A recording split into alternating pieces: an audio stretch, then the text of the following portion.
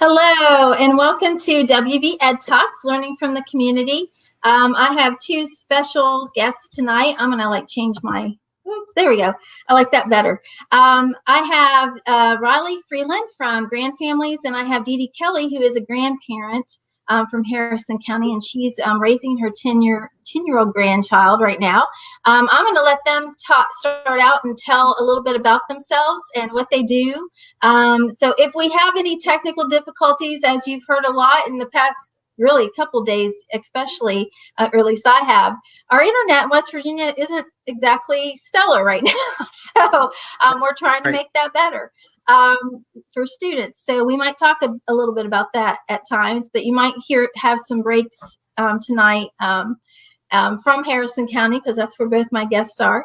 But Riley, can you tell us a little bit about you and a little bit about your program?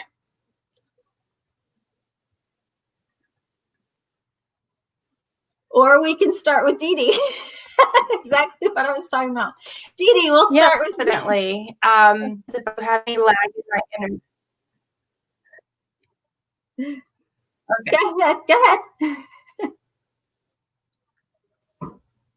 Oh, are we frozen? I think she's in Preston County, by the way. I'm in Preston, actually. Okay. The internet.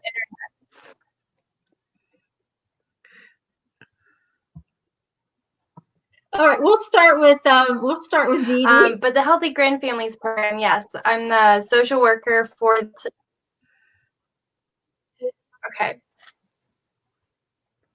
Want to try again? You want to try again, Riley? We'll wait for you this time. Sorry. No, go ahead. Okay. No, you can go. Okay, we'll start with you then, Dede. Well, I can't really do Riley's part, but I'm going to talk a little bit about Healthy Grandfamilies. I was lucky enough to be in the first Healthy Grandfamilies series that was in Harrison County, which has now been a little over 2 years ago. And from that group of folks, we also asked for a support group. And Riley was wonderful enough to work that out. And we have support group meetings now monthly and have for over 2 years. And that's been wonderful. And currently with the pandemic, we've been doing some Zoom meetings since we can't meet in person. And we really miss seeing each other in person, but that's okay. But Healthy Grandfamilies program was wonderful, I think, for many reasons, not only the subjects that we had that we learned about, but to be able to connect with other people who were going through the same thing, or to be able to share with folks who were new to the situation, and from those of us that have been doing this for a while, was really, really helpful. And to be able to have childcare included, plus all the local restaurants feed us dinner at each weekly session. So we could go and the kids would have a great time, and we had 2 hours of adult time to actually sit and talk and learn. Didn't have to make dinner either, which was a great plus, but it's just an amazing program, the connections that you can build through the program, not only just the curriculum. So it's been a big plus for us. And also for my granddaughter, I think it was really nice to know that there's other kids out there that are living with their grandparents, that, they're not alone either, that it's not uncommon at all. And they really have connected and really have a good time seeing each other. So it's great. Awesome. Yeah, I imagine, like you said, that feeling of not being so isolated and knowing that there are others out there, that's, I'm sure, very much a support in itself for, the kids as well as the grandparents. So big help. Yeah. So Riley, how about you? So you're in Preston. I apologize. I thought you were in Harrison County, but tell us a little bit about you. Yeah, no worries. I hope there's not a huge delay, so let me know if I do break up. But yes, I'm the social worker for Family Service of Marion, Harrison County.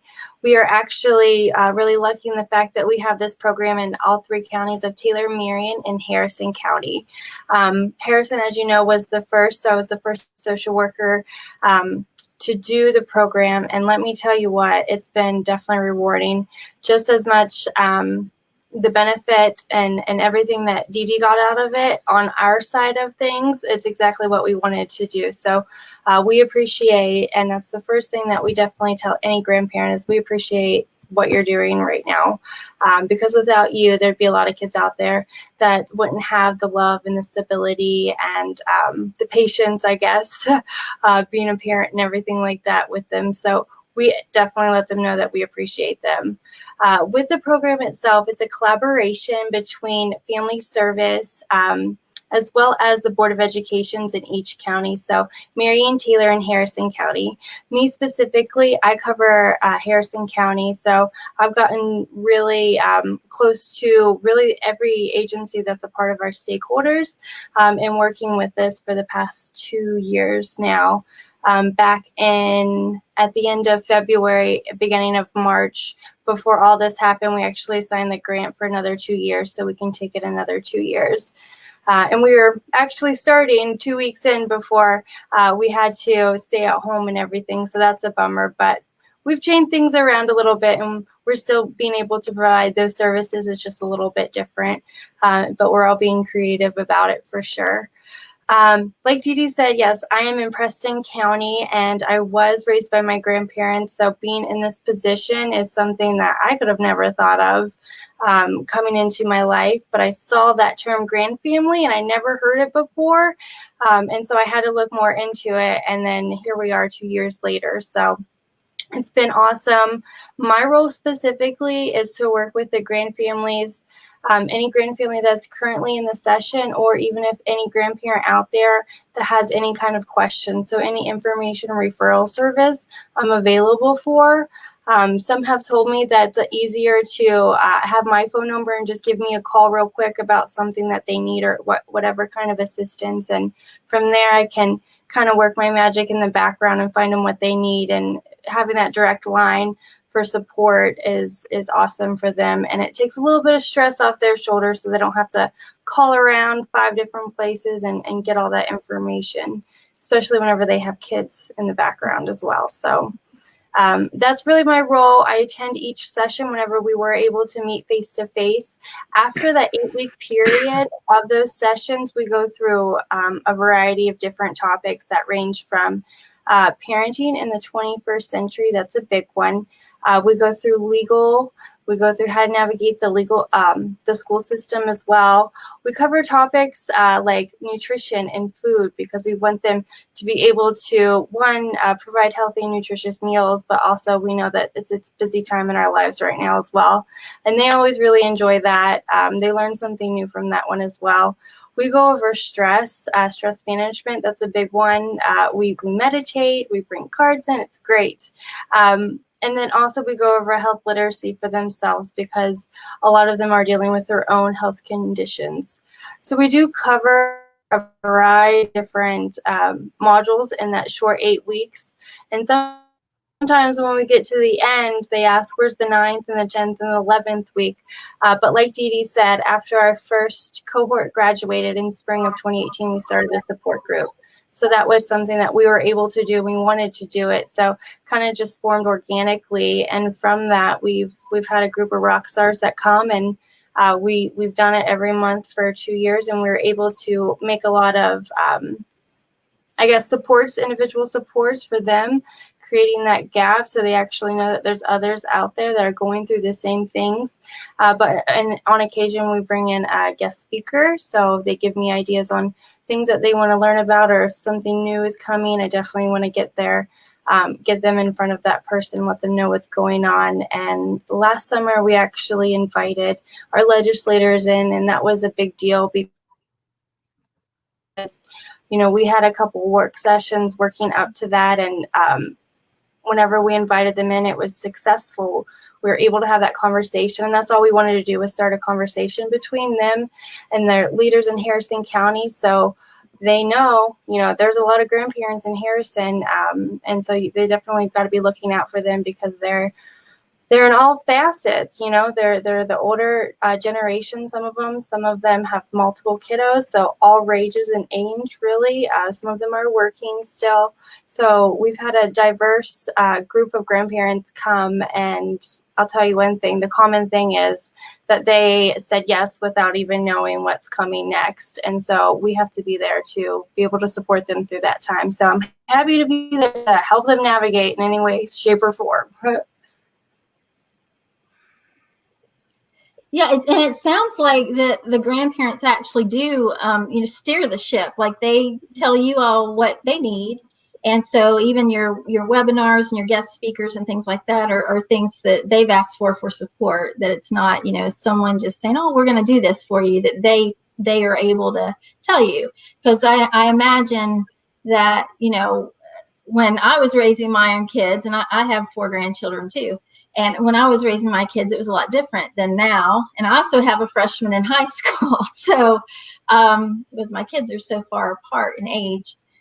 So what has that look like for you, Dede, as when you were raising your own child or children to what's going on now in schools? What are the biggest differences? Oh my, that's a big question. I think one of the differences is that as younger parents, we just kind of do it, from day to day and get through. And there's so much going on, but you're in your 20s and your 30s. And amazingly, I think I'm much more patient now, which surprised me. I'm wiser, of course, by far. I know a lot more. My granddaughter will benefit from those things. I've quit beating myself up about things I didn't do with my own kids, which I think that we all do as our kids become adults.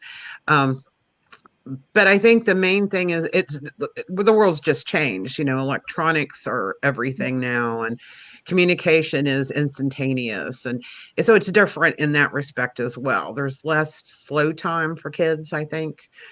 So it's different, and the virtual schooling has really driven that home. It's been an adventure, to say the least, and not really a fun one. So, yeah, so things have changed, but parenting is parenting. Yeah. Raising kids is raising kids.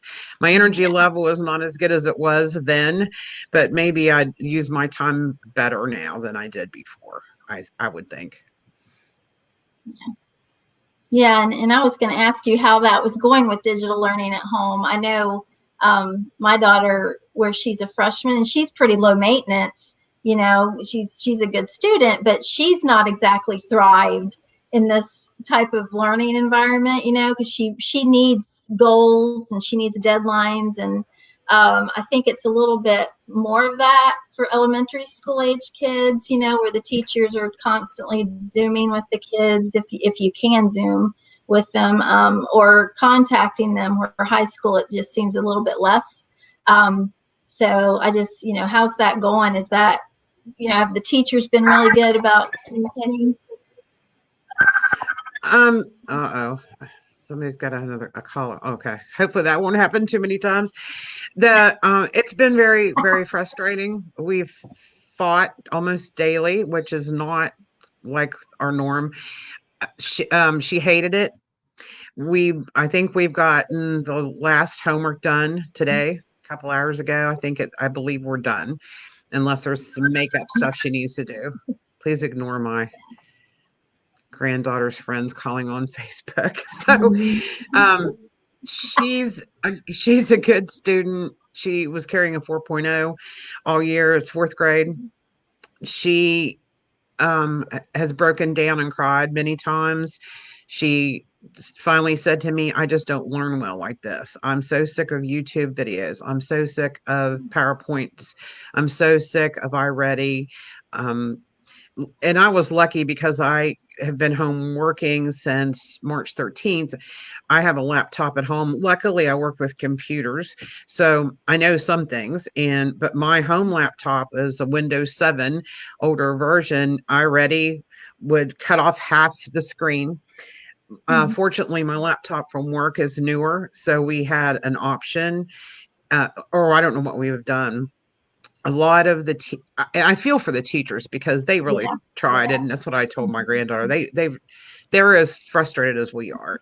Yeah. There was a lot of things like worksheets were posted, uploaded and we don't have a printer at home Mhm. because at work I have networked printers, but they're the size of washing machines, so you can't just bring one home. So, and to invest in a printer for home seemed really silly because in the beginning, we didn't think we were going to be doing this that long. Nobody knew. So I had to draw by hand a lot of her worksheets. Um, uh, Luckily, I could also take a picture of like art projects with my phone, upload them to Facebook, download them to the laptop, upload them to Schoologies. I mean, so between those things and the fact she just hated it, it's been a horrible struggle. And we usually don't have conflicts, and it's been a battle all along. But it was hard for me to watch her be so upset all the time. And I believe she's probably going to have a 4.0 for the year, and that wasn't even the most important thing. I just wanted her to feel like she was accomplishing something, and it was very, very difficult. So I said to her, look, if we have to do this again come August, that we all will know more. The teachers will understand more. And her teachers did do things like a survey after a couple weeks, asking what the kids did and didn't want. They tried Zoom not Zoom, another platform a couple of times. The Board of Ed wouldn't let them use Zoom, but there was, I think the frustrating thing was not having any instruction at all about Schoology. Here's the link. Yeah, here's the link. And she knew her login. And it probably took us the first couple of weeks to even really understand how to navigate. We figured out we were missing messages and we were missing additional assignments. Some teachers would post on Sunday, some wouldn't post till Wednesday. So she would think her assignments were done and new assignments would pop up. So there were a lot of things that were just tough. And I like I said, I feel for both sides, but if we have to do it more, then I'm hoping that we've all learned something to make it better. And a lot of the things that you're saying, I've heard all over the state, and I will say, I mean, it's kind of like between teachers and parents, now, or caregivers, it's a level playing field to an extent now, because there's like a new respect for both sides, I think. Right. Where they're mutually respecting each other. And I think to some respect, in some cases, actually building better relationships between teacher and parent because they are communicating more. But the Schoology thing I've heard a lot. And and it's just, I mean, even for me, like I kind of like had to have my daughter navigate me around it, because we went from one way of communicating to another. And I hadn't really, because when she started high school, we were kind of fighting a lot because I was checking up on her more than she liked. Right. So that's always, just making sure. Yeah. Just making sure. We did an actual tutorial in the beginning of COVID-19 from a parent's perspective that I think helped some people, and it helped teachers understand maybe some of the things that parents may not have understood that they thought they did. And there's some little tools and resources in there that are helpful if you know where to find them. So that's a good point about Schoology. And then I also think, you were talking about where some teachers will communicate at one time a week and some others. So I think that's one of those things. If you could probably name top 3 things that you would hope would change, would be the consistency in teachers. Oh yeah, absolutely. Yeah. If everybody, and like I said, they didn't have, I don't think, any more forewarning than we did. And I think it would have been helpful. There was 11 courses on my granddaughter's page. And if we had been able to have all contributors, if nothing else, post by midnight Sunday and nothing else for the rest of the week, that would be great, because then we would have known exactly what needed done for the, and then all the deadlines were different. And some teachers didn't put deadlines at all, and then some, So I think you're right. Consistency is a definite key to lower frustration, if nothing else. So. Yeah. Yeah. And then I'm for really Riley, glad it's gone. So, yeah. I said, I'm glad it's gone for 3 months. We're really Me happy. Yeah, we just finished ours too. So, Yeah. yes. Woo. Yeah. Yeah, Shoot. our communications director called, did an all call tonight to tell us about the food program that is continuing in Cabell County, and he was like, "Yes, aren't you glad it's over, parents? Woo!" Like he was as excited as we were. I But bet. for Yeah. Riley, yeah, talking, listening to her and just knowing that this brought on probably extra frustrations. And did you get an extra amount of like calls from grand families that maybe they just needed someone to talk to, just calm them down? Because I know parents have. We even started up. We do this foodier page through Facebook to help feed the gaps, fill the gaps where kids aren't getting fed. And we actually open it up. We have some social workers that actually just are on there to help with stress management. They don't do full on social work, but and just hey, my kids are getting to me. I need to talk to someone. So I'm wondering if you saw an uptick. Yeah, definitely. Issues did not stop once COVID hit. So any legal issue or school issues, that was just prevalent throughout the entire time. But and now, like you said, it's coming to an end. But really, the issues didn't stop. So we were still able to provide different services, support services, leakage and referral and stuff like that. But definitely had a few conversations, but just listening and understanding, because being at home 24/7 with the kids and whatnot, I'll be your listening ear. If that's how I need to serve you in that moment, I will sit and listen. Yeah, no doubt. And equipment too. We did have conversation about that, is that a lot of folks, a lot of families, period, but grand families in particular, I think, were unprepared as far as equipment and devices. That not everybody allows even their children to use many devices in the home, so they were really out there. There were some families that just got printed work, from school, but that wasn't available everywhere either. So Right. it was just an added layer of frustration, I think, for some folks. Sure. And I imagine just transportation, like if you needed printables, like you said, not everybody has a way to download them on a computer and then print them.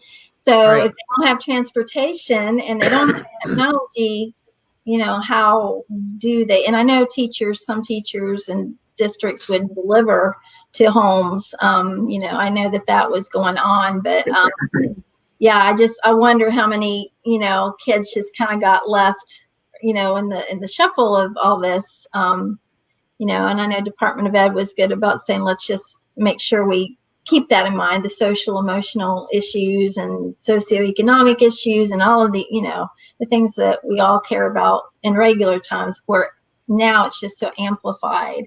And we heard a lot about, like last year, every time I go, it seemed like every time I go to a state board meeting, I would hear, oh, can you believe that, this many grandparents or kinship families are out there, and we had no idea. And so now, Department Ed realizes that, but they also in this time realize that even though they thought they knew how many, there were actually more than that. So it's that, and which is a good thing. I mean, I think if one positive thing comes out of this, it's just that the awareness of the big gaps for, and challenges that families have, not just now, but throughout the school year and normal times. So, so I'm talking about electronic devices and things. So looking towards a new school year or whatever, what would your suggestion be? Do you have a suggestion, either one of you, about how the school systems can support those families, especially grand families that don't have, I know that a grandparent shared with me they had to download like 9 apps to their phone because that was the only device they had. And I think, wow, were they using their data and not Wi-Fi? And how's their bill going to look? And, once this is over, and or maybe a month ago even.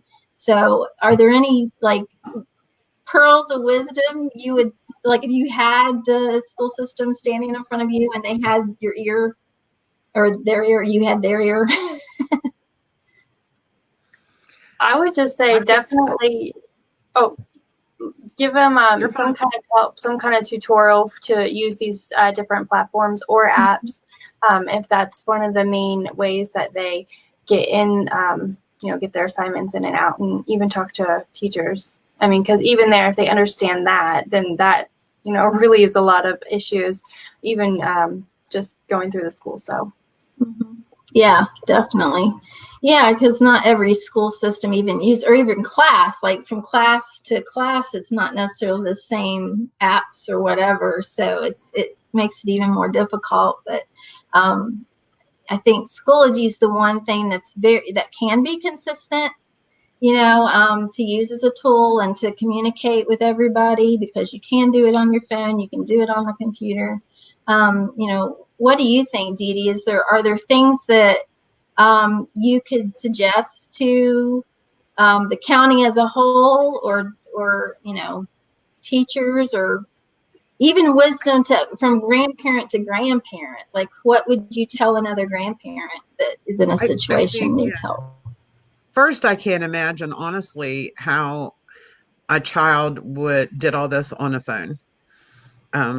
Even a larger phone, like, some iPhones, we did it on a laptop. And to me, that was the smallest platform that I would recommend, because, and just, of course, I'm basing it on the courses and information that we did, but to be able to do things like, there was a novel that the novel Hatchet, that we did a chapter a week with questions, and it was it was the old text, rolling on the screen that you read, and my granddaughter had a hard time with that, so I would read to her, because at least then she could listen and picture it, instead of focusing on trying to read and scroll the screen. And so I can't imagine doing that on a little handheld phone. But I think Riley hit it on the head. For starters, it needs to be a tutorial of some kind to follow. I'm familiar with a lot of different software, so I didn't have as much trouble figuring out where to click and whatever. But of course, not knowing what was behind the curtain, so to speak, was the hard part, how many layers there were of helpful things. But I didn't know that in the grades tab that my granddaughter's teachers were leaving comments there were very nice comments and encouraging comments. We didn't even know they were there for like 4 weeks. So I think a tutorial would have been marvelous. I think assuming that everybody can work out a way to access is a fail, because, I know for a fact that I've heard about at least 3 to 5 children that did nothing all these weeks. Nothing. Because I think the parents' attitude was, we don't have the devices, we're not buying the damn things, blah, blah, blah, and so they didn't bother to connect with paper, because they felt like someone should have, put the hand out to them. And so I think that assuming that people can just jump in and do this is difficult. Not everybody's cut out to help a child learn and sit there, and not all families are going to bother. I've talked to some families that kind of floored me, because I would say, if they're having trouble uploading to Schoology, did you find the submission button? It's a little tricky, but once you get in there, and you can do this, and they're like, I don't know. I told my kid to check on it. I'll tell my kid. They weren't even looking at the programs. So I think there's a whole lot of different levels of how this went. So, if you don't give folks the tools, and I think a lot of times the parents probably were afraid of not understanding it, so it was easier to blow it off than look foolish. Yeah. I think that right there, that's an important point, because I think even when, like, I've talked to parents that have kids with IEPs. They sit in those meetings and they're afraid to ask questions or whatever. And, you know, and maybe their school experience wasn't best. So it just gives in another layer of like fear or pride or whatever it is. So I can only imagine for those parents that are experiencing this, what that must be like, because they rely, I mean, they feel the school that's their responsibility to educate, you know, completely. And then, you know, and then the education piece, like I think a lot of times, like I'm a big advocate for when schools train teachers on different things like mental health, you know, first aid and all the programs and this like Schoology or whatever, or policies. I'm a big advocate for, I think parents should be there along there with them, training in the same room, because not only does that build that relationship with them in the same space, that they also are learning things they need to know. And I think school systems kind of forget that sometimes, that the parents need to be educated as much as the staff. Right. So, and so, yeah. And it's not so much that a lot of times parents don't want. Yeah. You go ahead. Yeah. No, it's okay. How many times have you heard parents, let alone grandparents, say, "Oh my Lord, I don't understand this math. You know, I can't help them." I totally get it. And we hit a wall. We hit a wall a few weeks ago on fractions. You know, fractions are an abstract concept, and my granddaughter, who is pretty good, just absolutely lost it. She's like, I don't know. It was reducing well, I call it reducing fractions. I forget what we find the lowest, whatever. But anyway, and I understand it, but teaching it is a little different. You have to find the way that, you know, she learns. And we were struggling, and I finally, on one of the worksheets she was working on, she was bawling her eyes out. And I'm like, this is not worth this. So I said, you know what? Put right on there that you're struggling. And she wrote, I'm struggling across the paper, and I uploaded it and messaged the teacher. And she offered to do, you know, anything she could, and videos, and it wasn't working. So we finally did a little better a week or two ago, and it's just going to be something that she'll have to work on harder, you know, in the fall. And in the meantime, we can do a lot of things to learn, but that's a tough one, you know, that to learn how to do that is tough. So. Definitely. I would say another thing, if we had the school system in front of us, is just better access to homework help or tutoring. Since a lot of grandparents, like you said, I probably wouldn't even understand it, because it's changed since I've been in school. So I couldn't, frustration level, and they want to do their best that they can. So being able to provide that little bit for them and able to help their grandchild would be phenomenal. Yeah. Yeah, because I think that it creates that friction between, you know, the grandparent or parent and the child or the student already.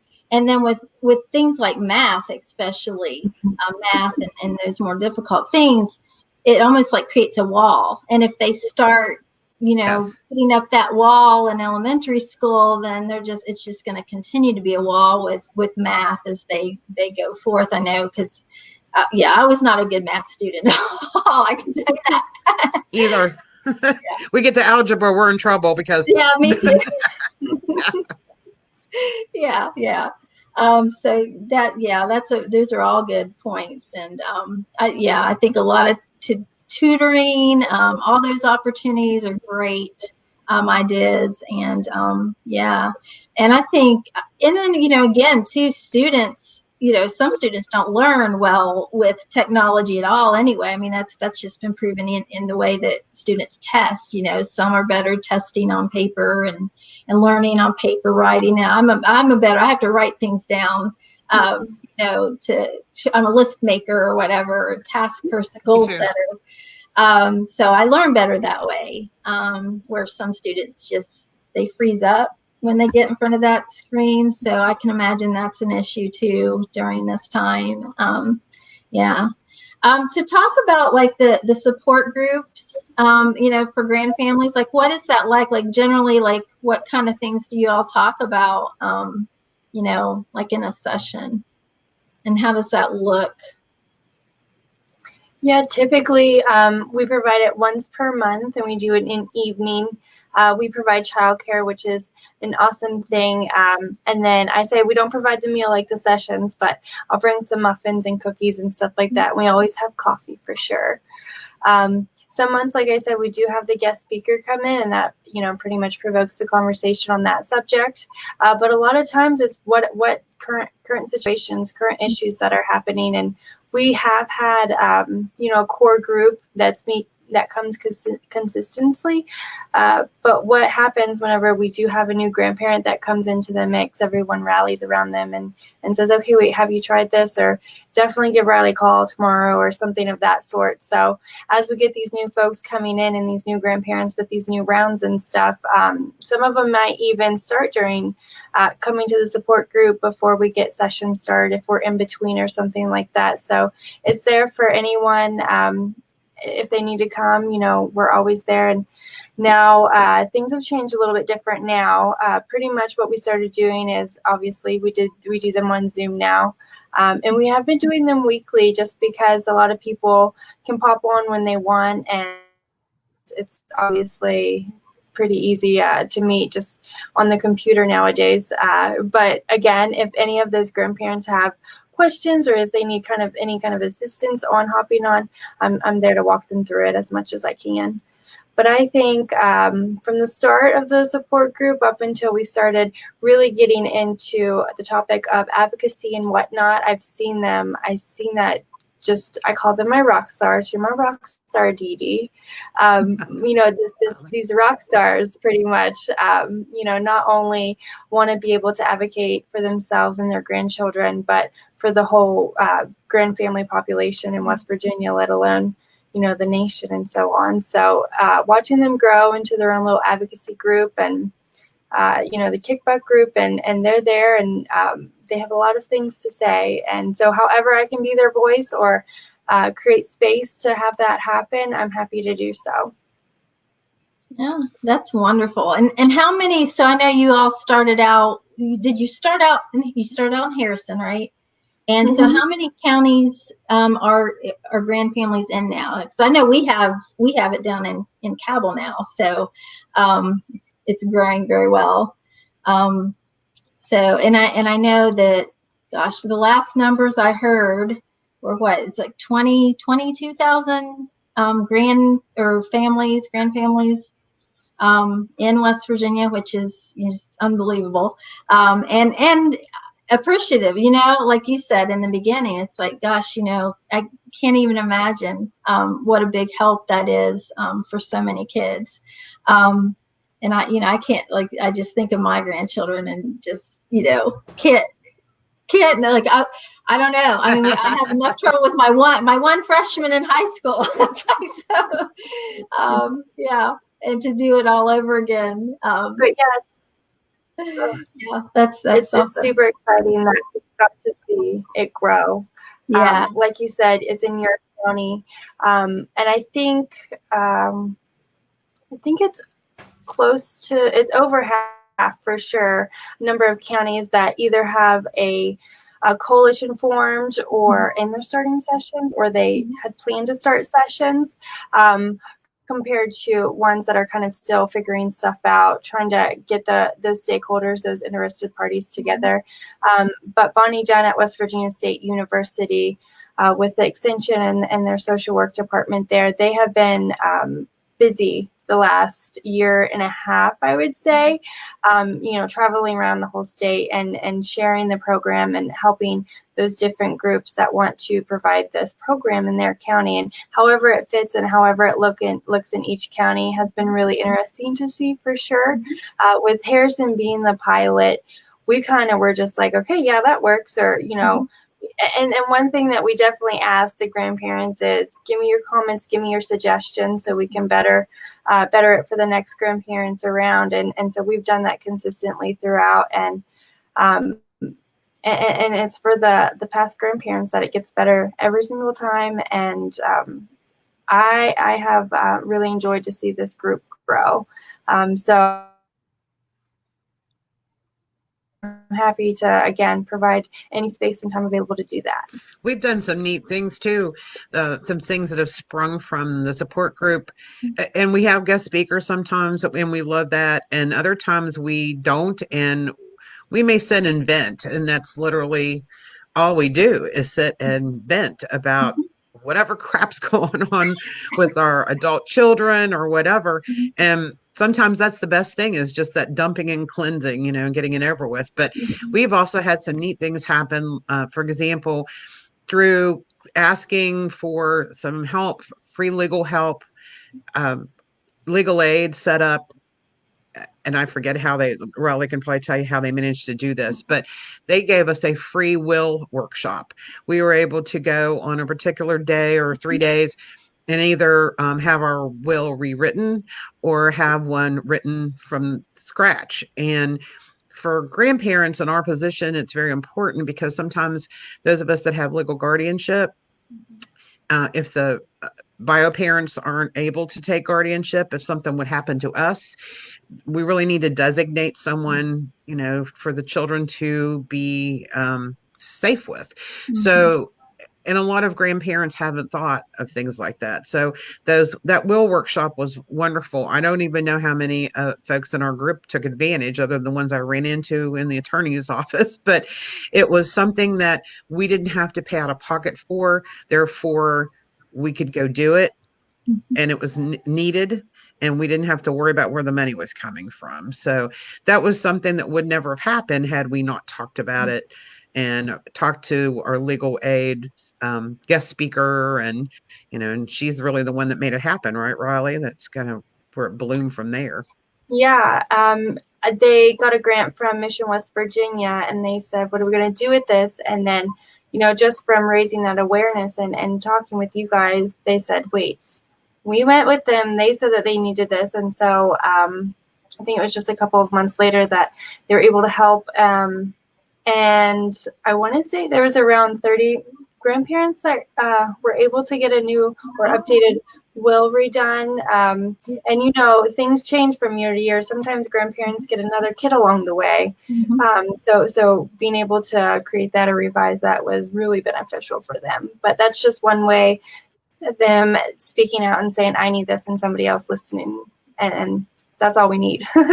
Yeah, that's amazing. And I would imagine, because as you all are talking, I'm picturing this army of grandparents all over the state that are actually teaching other grandparents, because I always say perspective is really everything, and, if I would, sit there and try to teach someone something, they might lose patience with me in the way I do it. But if you're a grandparent teaches another grandparent how to do something, and they understand their frustrations because they've been there, I imagine that that's very important. So I imagine that you all support each other in that way, teach each other a lot of things along the way organically.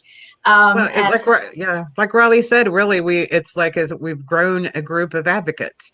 Yeah. And it's the truth. Not only have we learned, but we're like expanding that and sharing it and teaching others how to access things. Plus, we're voters, so it doesn't hurt to use that strength a little bit either. You're right. Yeah. So what would you like for the state to grow this program, or just or build this army of grandparents? What are the laws that need to kind of come into effect to help you all, with the school system or anything for that matter? Is there anything that's been discussed policy-wise that needs to change? Go ahead, Riley. I was just going to mention the recent House bill, the Foster Care Bill of Rights that was signed into law. That was awesome for it to happen, because even the little tidbits that include in there give a little bit more rights to these grandparents, to these kinships, even to these children, being able to control their care and their services, as well as have a voice in it. and have accountability. So that's amazing. I'm excited to see that come into fruition. I think a big part of that is just time, and I don't know what's happening right now during COVID and everything like that, but I was really happy to see that bill pass. So we'll see. We'll keep on going on. But one thing that we were able to do in January during session was go down there and actually use the same information that we presented to our legislators in July. We presented to the committee on the family, seniors, and children's. And that even sparked questions about, wait, what more do we need to do? Is it something as looking at current statuses of things and changing them, or is it reform, or what is it? And I think that what we want to do for sure is talk about that and come up with a solution. So whenever we do go to these leaders and our representatives, we can say, yeah, this needs to change, but this is how you can change it. And that's what they tell me. Don't bring me just a problem, bring me a solution too. That's what they say. That's what they said anyways. But other than that, if we're looking for different childcare resources, legal resources, financials are huge. One of the things that had sparked a little bit of a conversation when we were down there, and one of our grandparents brought this up during one of our work sessions, was it was called de facto custody, and pretty much West Virginia doesn't or anything like that, but pretty much it takes into account any grandparent that doesn't have legal relationship with that child, takes into account the time that they have cared for them. And so they don't have to say, hey, I have been caring for them, look at this, instead of having to fight. It gives them a little bit of leeway to stand on and start anyways. Right. And they were interested in all that. So that was really encouraging. Good. Very good. So is there any thought about creating, I don't know, I wouldn't say union, but just some sort of type of a group with the grandparents to strengthen it, so they have just a whole network where they have a lawyer on retainer, or I know you have legal services that are within the group in different counties, but I just wonder, because I sometimes think, because I work with parents, organizing parents to kind of the same thing you do with grandparents is what I do with just parents in general. It could be a grandparent, and teach them about policies in school, how to communicate with the school, the teachers or principal, whoever, teach them about acronyms and all that stuff. So I help them advocate as well.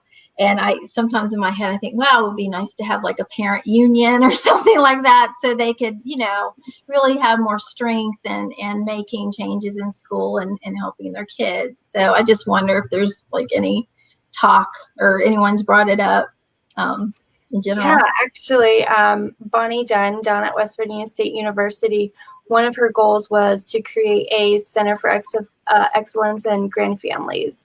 And pretty much exactly what you said, have a hub of resources for each county, contacts for them, support group information, stuff like that. So again, like we say, everything takes time and whatnot, and of course funding with that. So she's out there, and that is her vision, and that she says that's her goal before she retires. So if you've ever met Bonnie, it's going to happen for sure. So I definitely look forward to that. And with West Virginia being where we are on the scale of number of grandfamilies, it's needed, and maybe one day it won't be needed, but for right now we need it. So yeah. No, that's really good to hear. That's good. I'm just, I think that, all these changes need to come from the bottom up. And, what this program does is just amazing. I've watched it. My program is Families Leading Change. So I've really watched you for a long time, actually, and saw the, how you all have grown. So I'm just so impressed, and just impressed with just grandfamilies, in general. And just, wow, what warriors you guys are. More power to you, man. So what is like, is there any like sage advice, anything else you could like add, or anything else that we haven't talked about that you want people to know about the program, or want people to know about grand families in general, or from your experience personally? Something I'd like to mention too, since we're talking about the school system also, that I just remembered and something I brought up with my granddaughter's school last year is, and they did respond somewhat, was a lot of schools are doing, especially in the elementary schools, are doing father-daughter dances and dad and son events. And I spoke with the principal, who I happen to know as well, but it's very, very difficult for kids whose families are not the traditional nuclear family to have these events. Some children, some girls don't have dad, or even necessarily a male role model that is someone that can take them to a dance. Some dads, aren't going to go, or aren't around to go fishing with the son. And those events, just in the way they're named, are very polarizing. Yeah. And so the school responded. Now this year, those events got interrupted because of the coronavirus pandemic. But sadly, whoever was putting them out named them the same as they were last year before the correction, but it worked out okay because we weren't there anyway. So they kind of forgot, or somebody new came along this year, whatever. But just the fact that doesn't take much tweaking to change it a little so that it fits all households instead of just the traditional households, because we haven't had traditional households for a long time. Right. And so I think that's something that needs to be recognized, that there's no reason to hurt feelings and make kids feel isolated when you can just tweak the language and the description just a little. And I think it makes a huge difference in how kids approach it. I watched my granddaughter for 2 years in a row be okay with the father-daughter dance and not going. But, you get a little older and the girls are wearing prettier outfits, and they're standing out in front of the house across the street, with their corsages, and it's too much. It is too hard. So, it doesn't have to be the way it is. I think we need to show a little more sensitivity to the makeup of the households of all the kids in the classroom. Absolutely. Yeah, that's a very good point. Yeah. And I think, and I hope, because of all this kind of being amplified, that there is, some more empathy, I guess, within the whole system, and those, how they look at the family unit. So one dream or something that always goes in my head are like almost like family engagement centers to be created inside of schools, like literal just a room where, like, it's almost like a community room, but it's there all the time just to welcome families and educate them and do a lot of the things that we're talking about that not only grand families need to know, like Schoology or whatever, but others, just a volunteer, maybe it's ran by a volunteer, maybe it's a staff person, I don't know, but where family members can come in throughout the school day and even check out resources or whatever.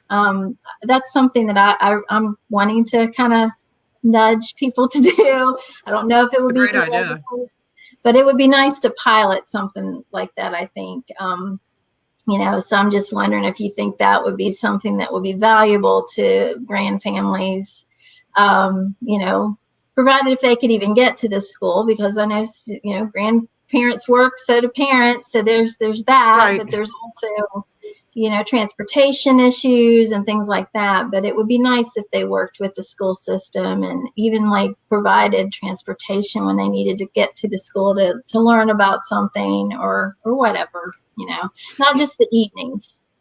Maybe I'm wondering if maybe somebody in a position of like a liaison, that's just available by phone and computer, or might be better even than a physical room, even though they would need a center to be somewhere. But I am wondering if somebody that's a little more of a floater might work better, to where a grandmother can say, can you meet me at Bob Evans for coffee? I'm having trouble with, blah, blah, blah, might work better. And you're right. Some of us, many us are still working.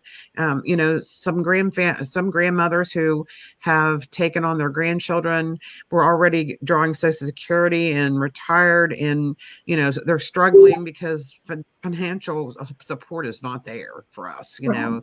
That's another whole topic altogether, is who has what financial support or doesn't, and why. Yeah, right, Riley. We could talk about that for 2 hours probably. We could.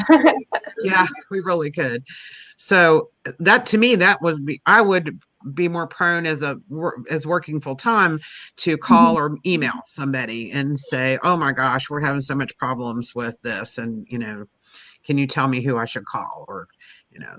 Or plus, I think that you would get some volunteers. I would Yeah. volunteer to be on call for a weekend a month for somebody to call up if they needed help, and others may do the same. So that might be a better way to go.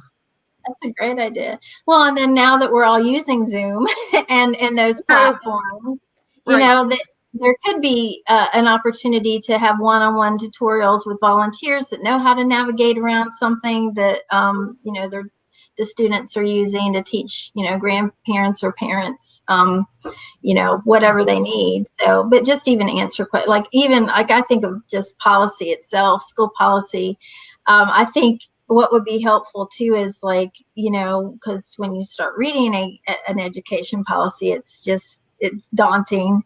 And wouldn't it be nice to have some of those main policies that are, the ones that you generally will have to pull from, if it's a discipline policy or an IEP policy or whatever, and like an infographic, like a, front and back sheet. This is what you need to know.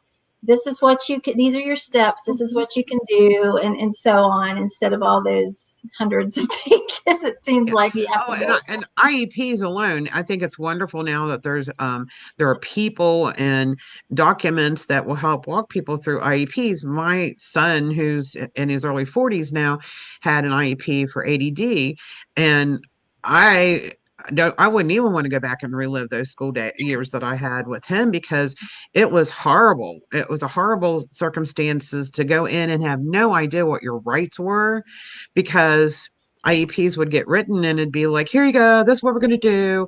Well, luckily along the way, I found out things that I should have been told, like what our rights were, what you can't suspend my child for if it's listed in their IEP, et cetera. And there was nobody, to walk me through that. And now I know there's lots of help, for folks, but at least that's what I understand. But I think we're at that point now, but it's just a new problem. There's new issues. Right. So we have IEPs. And I know for some people, IEPs are still horribly intimidating, and they shouldn't be, it's for your child. So, you should be able to steer that ship. Yeah, exactly. Yeah. But I hear so many parents they dread the IEP meeting. They just, and teachers do too, for that matter. It's funny. Yeah. Both sides dread it, but it's got to be done, and not always both sides necessarily agree. So it can be a little stressful. I'm sure a lot stressful. Yeah. But I think that, a lot of what we've talked about tonight has just been a lot about communication, consistency, and just creating a network to, that is, support for grandfamilies and others too. So, do you have anything you want to add, Riley? We're reaching the hour mark. We could talk forever. We can do that 2-hour conversation if you want. I'm kidding. Hey, if there's any grandparent that raising their kiddos out there listening, if you think you're the only one, you're definitely not. Reach out. Give me a call if you need anything.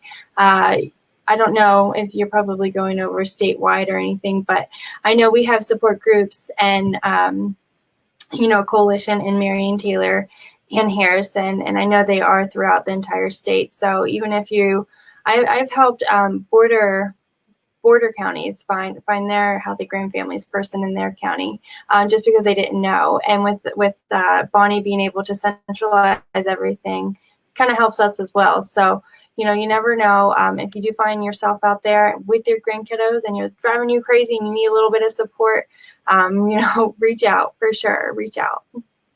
And I'll put all of those resources. I'll put your website up and yours particularly too in your area, and your information. I'll put it in the post here, so people can, you know, if they watch it again or whatever, they can find that easily.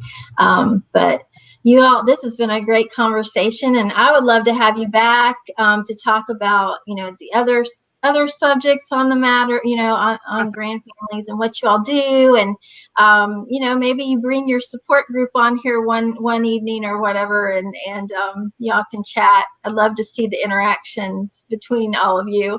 I think that would be nice. That would be fun. Yeah, That would be fun.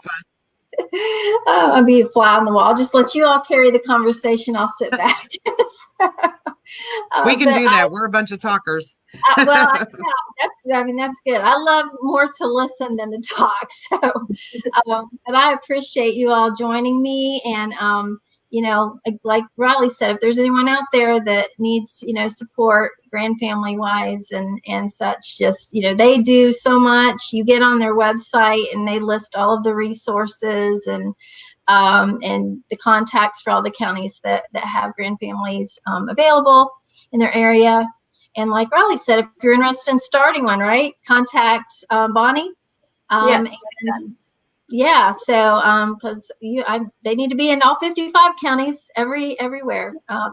But thank you all, and I really enjoyed talking to you. And I am going to take some of your suggestions, Dede and Riley. Awesome. Told me, and I'm going to make sure that the right people hear them. So, because I'm collecting all of that, so as we go along. But you all have a great evening, and I hope that can tell your granddaughter congratulations. She's done. She can breathe. Yes. We're so happy. Congratulations so happy. to you. I can just work now. You know, I can just work now. Maybe I'll actually clean my bathroom or something, you know? Right. All right. Well, thank you. And you all have a great evening. And we're on Friday tomorrow, so have a great weekend. Hey, thanks for having us. Happy Memorial Day. Thanks for having us. You too. Thank you. Bye. Bye-bye. Bye.